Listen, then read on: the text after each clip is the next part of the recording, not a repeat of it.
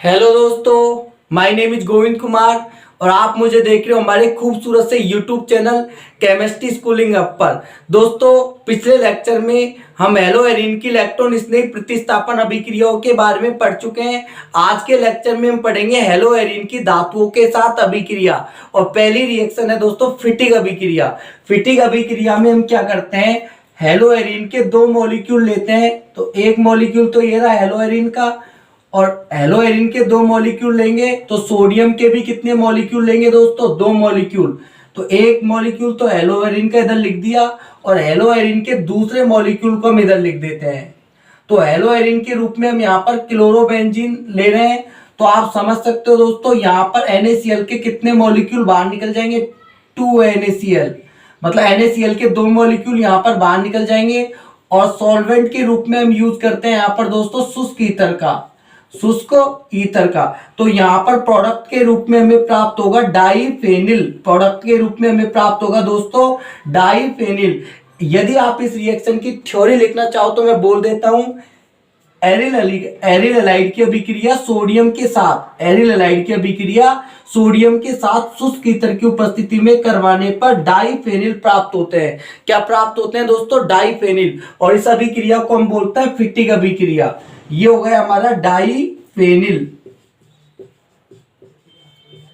अब जो दूसरी रिएक्शन है उसका नाम है दोस्तों वुर्ज फिटिंग अभिक्रिया। दूसरी रिएक्शन का नाम है वुर्ज फिटिंग अभिक्रिया।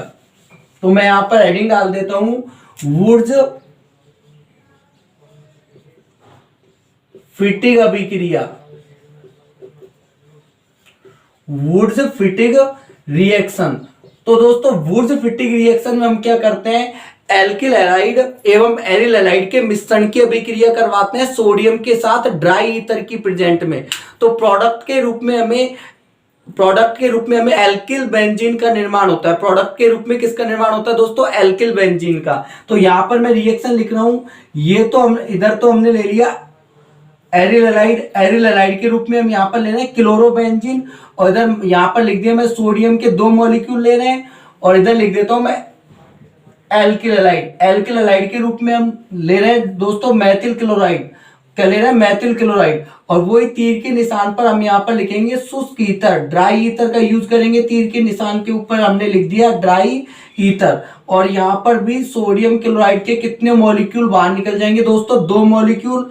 और प्रोडक्ट के रूप में यहाँ पर एल्किल बेंजीन का निर्माण होगा, है ना, एल्किल बेंजीन का। दोस्तों इस प्रोडक्ट का नाम आप समझ सकते हो क्या होगा, टोलुइन। क्या होगा, टोलुइन। तो पहली रिएक्शन हमने देखी वुर्ज अभिक्रिया, वो सॉरी फिटिंग अभिक्रिया। पहली रिएक्शन धातुओं के, हेलो एरिन की धातुओं के साथ अभिक्रिया हम पढ़ रहे थे। पहली रिएक्शन हमने देखी फिटिंग अभिक्रिया, और जो दूसरी रिएक्शन का नाम है वुर्ज फिटिंग अभिक्रिया। वुर्ज फिटिंग अभिक्रिया में हम क्या करते हैं दोस्तों, एरिल हैलाइड एवं एल्किल हैलाइड के मिश्रण की अभिक्रिया। ध्यान से सुनिएगा, एरिल हैलाइड एवं एल्किल हैलाइड के मिश्रण की अभिक्रिया सोडियम के साथ ड्राई ईथर की प्रेजेंट में करवाते हैं तो यानी कि एल्किल बेंजीन का निर्माण होता है। दोस्तों किसका निर्माण होता है, एल्किल बेंजीन का निर्माण होता है। इस अभिक्रिया का नाम है वुर्ज फिटिंग अभिक्रिया। अब जो तीसरी रिएक्शन है वो है दोस्तों हमारे पास उल्मान अभिक्रिया। तीसरी रिएक्शन है दोस्तों, तीसरी रिएक्शन का नाम है उल्मान अभिक्रिया। तो मैं यहां पर लिख देता हूं उल्मान अभिक्रिया। उल्मान अभिक्रिया में हम क्या करते हैं दोस्तों, आयोडोबेंजीन की रिएक्शन करवाते हैं कॉपर के साथ। आयोडोबेंजीन की रिएक्शन किसके साथ करवाते हैं, कॉपर के साथ। तो प्रोडक्ट के रूप में डाईफेनिल का निर्माण होता है दोस्तों। किसका निर्माण होता है, डाईफेनिल का। तो ये हमारे पास देखिएगा आयोडोबेंजीन है, और आयोडोबेंजीन की हम रिएक्शन, आयोडोबेंजीन के हम दो मॉलिक्यूल लेंगे। आयोडोबेंजीन के कितने मॉलिक्यूल लेंगे दोस्तों, दो मॉलिक्यूल। और आयोडोबेंजीन की हम रिएक्शन करवा रहे हैं कॉपर के साथ। किसके साथ करवा रहे हैं, कॉपर के साथ। तो प्रोडक्ट के रूप में हमें क्या प्राप्त होगा, डाईफेनिल।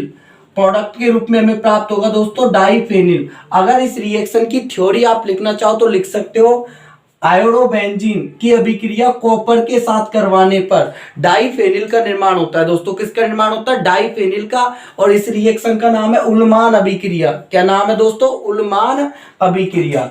चौथी रिएक्शन हम पढ़ने वाले हैं। चौथी रिएक्शन हमारे पास नेम रिएक्शन नहीं है, चौथी रिएक्शन है मैग्नीशियम के साथ अभिक्रिया। हेलोएरिन की अभिक्रिया यदि हम मैग्नीशियम के साथ करवाते हैं तो ग्रिग्नार्ड रिएजेंट का निर्माण होता है दोस्तों। किसका निर्माण होता है? ग्रिग्नार्ड रिएजेंट का। तो मैं यहां पर चौथी रिएक्शन लिख देता हूं, मैग्नीशियम के साथ अभिक्रिया, मैग्नीशियम के साथ अभिक्रिया। तो किसका निर्माण होगा? यदि हेलोएरिन की रिएक्शन हम मैग्नीशियम के साथ करवाएंगे तो ग्रिग्नार्ड अभिकर्मक का निर्माण होता है दोस्तों। किसका निर्माण होता है? ग्रिग्नार्ड अभिकर्मक का निर्माण होता है।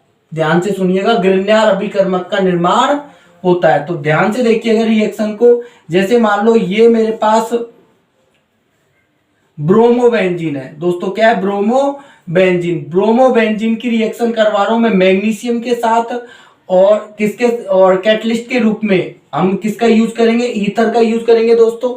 किसका यूज करेंगे? ईथर का। तो ध्यान दीजिएगा, यहां पर ये तो हो गया कार्बन और ये हो गया मैग्नीशियम, इसके बीच में फंसा दीजिएगा Mg को। इसके बीच में किसको फंसा दीजिएगा दोस्तों? Mg को। तो यहां पर जो प्रोडक्ट बनेगा, यहां पर जो प्रोडक्ट बनेगा वो कुछ इस प्रकार से होगा। ये तो हमारे पास एरोमेटिक रिंग हो गई, और ये हो गया Mg, और ये हो गया Br। इसका नाम होगा फेनिल मैग्नीशियम ब्रोमाइड। दोस्तों इस कंपाउंड का नाम होगा phenyl magnesium bromide, phenyl magnesium bromide. और इसी को हम बोलते हैं ग्रिग्नार्ड रिएजेंट। ग्रिग्नार्ड रिएजेंट का जो जनरल फॉर्मूला होता है दोस्तों वो क्या होता है? RMgX, या फिर हम कहेंगे ArMgX। R मतलब यहाँ पर एल्किल ग्रुप है, और Ar मतलब यहाँ पर एरोमेटिक रिंग है। Ar मतलब है यहाँ पर दोस्तों एरोमेटिक रिंग।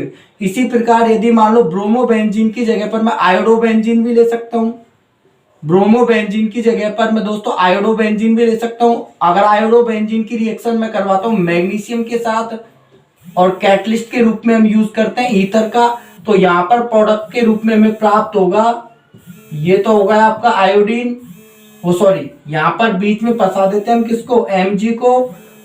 तो MgI यहां पर बन जाएगा दोस्तों, है ना। यहां पर कार्बन और मैग्नीशियम के बीच, कार्बन और आयोडीन के बीच में किसको फंसा देते हैं दोस्तों? मैग्नीशियम को। कार्बन और आयोडीन के बीच में किसको फंसा देते हैं? मैग्नीशियम को। तो प्रोडक्ट के रूप में हमारे पास क्या बन जाएगा? Phenyl magnesium iodide, phenyl magnesium iodide, phenyl magnesium iodide. अब यदि दोस्तों यदि हम फेनिल मैग्नीशियम क्लोराइड बनाएंगे, यदि मान लो हमें फेनिल मैग्नीशियम क्लोराइड बनाना है, तो वो भी मैं बता देता हूं आपको। मान लीजिएगा हमें फेनिल मैग्नीशियम क्लोराइड बनाना है, तो ईथर की जगह पर हम यूज करेंगे THF का। दोस्तों किस सॉल्वेंट के रूप में हम ईथर की जगह पर किसका यूज करेंगे? THF का। तो ध्यान से देखिएगा, ये तो मेरे पास क्लोरोबेंजीन है, और क्लोरोबेंजीन की रिएक्शन करवा रहा हूं मैग्नीशियम से। तो यहां पर सॉल्वेंट के रूप में हम ईथर ना लेकर के क्या लेंगे? THF। THF का नाम फुल फॉर्म है दोस्तों पूरी टेट्राहाइड्रोफ्यूरिन, टेट्राहाइड्रोफ्यूरिन। तो यहां पर प्रोडक्ट के रूप में बनेगा हमारे पास, ये तो मेरे पास बेंजीन रिंग हो गई, और यहां पर आ जाएगा Mg, और यहां पर आ जाएगा Cl। तो इसका नाम हो जाएगा phenyl magnesium chloride, phenyl magnesium chloride.